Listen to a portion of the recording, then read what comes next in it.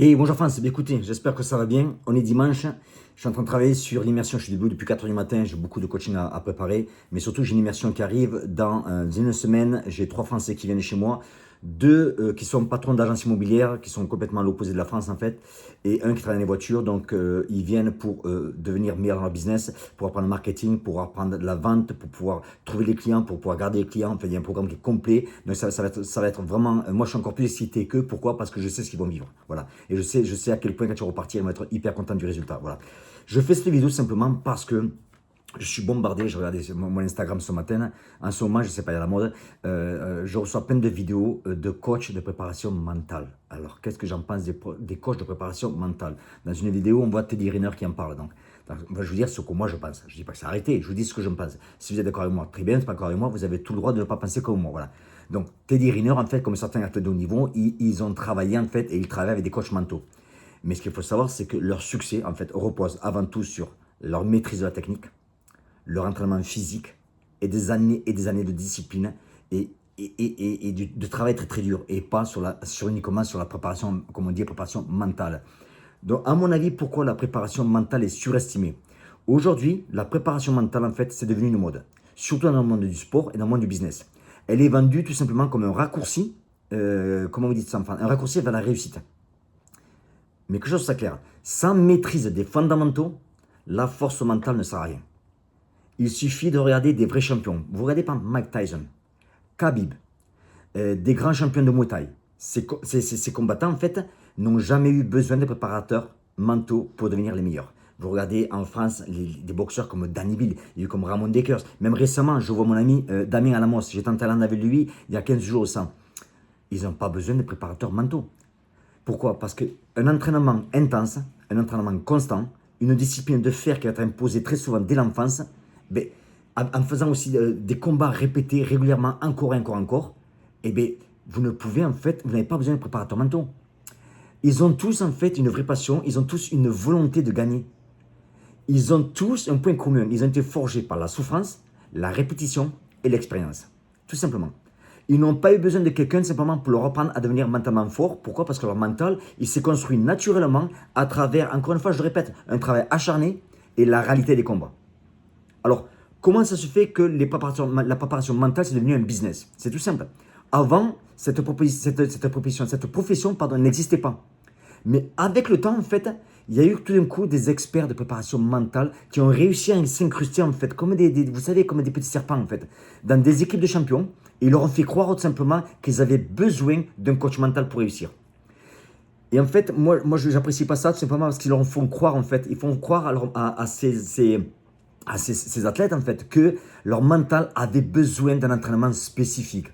Alors qu'en réalité, quelque chose de clair, le vrai mental, il se construit en s'entraînant dur, je le répète, en souffrant, en échouant, en se relevant, en devenant plus fort et surtout en ne jamais arrêter. Voilà. Je le répète, vous regardez des générations, une ancienne génération de boxeurs, ils n'avaient pas de coach mental.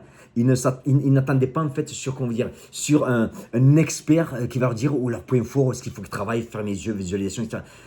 Pensez bien que Mike Tyson, son coach Cus D'Amato ne faisait pas de la préparation mentale. Ce n'était pas un coach mental. Vous regardez tous ces boxeurs de notre génération-là, ils n'avaient pas ça. D'accord? Pourquoi? Parce qu'en fait, ils ne comptaient que sur eux-mêmes, leur discipline. Donc c'est simple, je vais vous faire économiser beaucoup de temps et beaucoup d'argent. Donc l'action que je vais vous poser si vous avez un coach mental.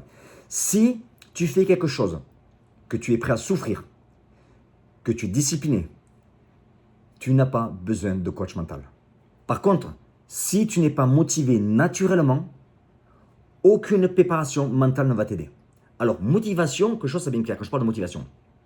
Je ne crois pas en fait à la motivation. C'est pas que je ne crois pas à la motivation. Le mot motivation en fait est trop grand. Pourquoi la motivation, en fait, il ne faut pas compter que sur ça? Parce que la motivation, en fait, elle monte et elle baisse. Elle monte et elle baisse.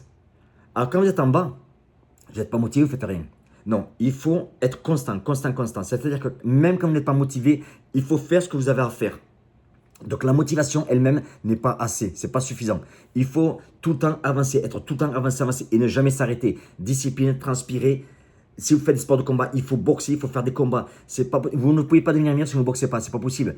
Quelqu'un qui veut devenir un grand champion, il peut devenir un grand champion en faisant la préparation mentale. Il va devenir un grand champion tout simplement en montant sur un ring et en boxant.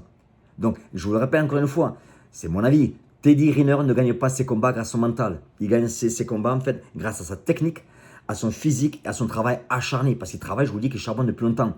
Mike Tyson détruisait ses adversaires. Tout ça, pourquoi? Parce qu'en fait, il s'entraînait plus dur que les autres. Khabib, je vous le dis de suite, Khabib n'a jamais eu besoin d'un préparateur mental. Pourquoi? Parce qu'il a été façonné depuis l'enfance. Ça fait un travail et un entraînement qui est très très dur, surtout où est-ce qu'il habitait. Les champions de Muay Thai en Thaïlande, en fait, n'ont pas de préparateur mentaux. Pourquoi? Parce qu'ils combattent tout le temps. Ils ont déjà une centaine de combats avant l'âge de 20 ans, les mecs. Donc, encore une fois, ça leur forge leur esprit. Donc, le mental, je vous le dis, le mental ne se travaille pas dans une salle avec un coach. Ça se forge, encore une fois, ça se forge sur le terrain, avec la douleur, la répétition et la discipline. Moi, je vois mon club, Carrillo Muay Thai. C'est marqué « Forging a new breed of fighter ». On forge une nouvelle race de combattants. Mais on les forge. Forge, ça veut dire quoi? Ça veut dire travailler. Ça veut dire la chaleur, piquer, frapper. C'est comme ça qu'on avance. Donc, en fait, la moralité là-dedans, c'est quoi? C'est que la préparation mentale n'est qu'un gadget qui est vendu en fait aux athlètes qui ne sont pas prêts à faire le vrai travail. Ceux qui réussissent, et si vous avez réussi, vous savez aussi bien que moi, votre force vient en fait de l'entraînement et ne va pas venir d'un discours qui va vous motiver. Encore une fois, je vous dis, il faut savoir ce qu'on veut, travailler quand on ne veut pas travailler, il va falloir suer. Enfin, il y a de la douleur physique, de la douleur mentale. Coach mentaux, il y en a beaucoup, c'est des coachs mentaux. Comment voulez-vous qu'un coach mental qui, par exemple, n'a jamais fait de Muay Thai peut coacher un mec mentalement? C'est pas possible. Pour moi, c'est pas possible. Un coach, préparation mentale, qui va préparer des boxeurs. S'il n'est pas boxeur, il ne peut pas. C'est pas possible. D'accord? Donc, je sais que cette vidéo, il y en a qui vont être en colère. Bon, si vous êtes en colère, vous savez ce que je pense de vous. Je vous dis ce que je pense. Cette mode des coachs préparation mentale, je vous dis la vérité, moi, ça me casse les couilles. Parce que le mec, si je le mets au PAO et que je vais lui dire tu me fais 100 middle, eh bien, le coach mental, je peux vous garantir qu'il ne va pas l'aider. Par contre, si mentalement, vous avez envie de réussir, vous avez envie de boxer, vous n'avez pas peur du travail acharné, de la discipline, de transpirer, ben, vous ne pouvez que réussir. Voilà ce que je pense des préparateurs mentaux. La bise, j'ai du travail à faire. Ciao.